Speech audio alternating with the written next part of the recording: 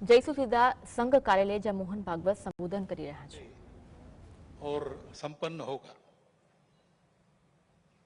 हिंद की चादर बनकर जिन्होंने अत्याचार, अन्याय और सांप्रदायिक भेदभाव से समाज के मुक्ति के लिए अपना सर्वोच्च बलिदान दिया, समाज की रक्षा की, ऐसी एक विभूति, उसका स्मरण इस वर्ष होगा।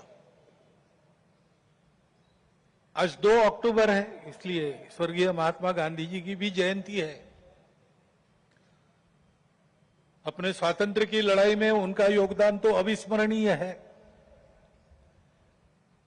परंतु स्वतंत्रता के बाद भारत कैसा हो, भारत का जीवन किस प्रकार के तंत्र से चले, उसके बारे में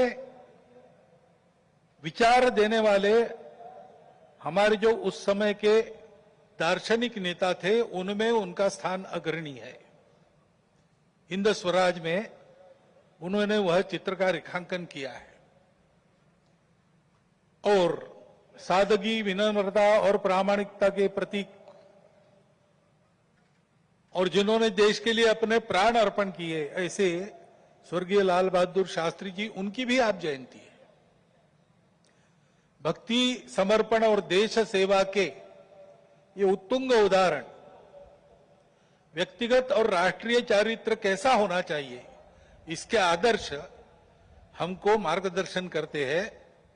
और आज की परिस्थिति का अगर हम विचार करते हैं तो हमारे ध्यान में आता है कि यह परिस्थिति भी हमसे इसी प्रकार के जीवन की अपेक्षा कर रही है। परिस्थिति एक सी नहीं होती, अनेक रंगों की होती है। तो परिस्थिति में बहुत कुछ अच्छा है, इसलिए बीता कालावधि 1 वर्ष का हमारी आशाएं और विश्वासों को भी दृढ़ करता है, और हमारे सामने पुरानी और नई जो चुनौतियां उपस्थित है, उनको अधिक स्पष्ट करने वाला भी वही कालावधि है। जैसे प्रयागराज में एक विशाल महाकुंभ हुआ,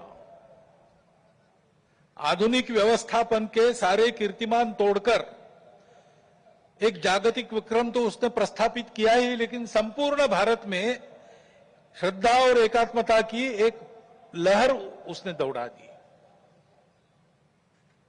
पिछले साल एक दुर्घटना पहलगाम की भी हुई,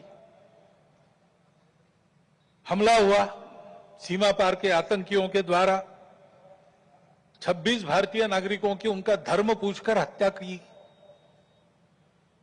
लेकिन उसके चलते सारे देश में प्रचंड दुख और क्रोध की लहर पैदा हुई।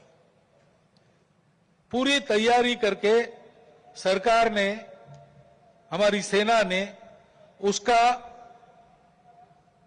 बहुत पुरजोर उत्तर दिया। सारे प्रकरण में हमारी नेतृत्व की दृढ़ता, हमारी सेना का शौर्य, कौशल्य और समाज की एकता और दृढ़ता का एक उत्तम चित्र प्रस्थापित हुआ।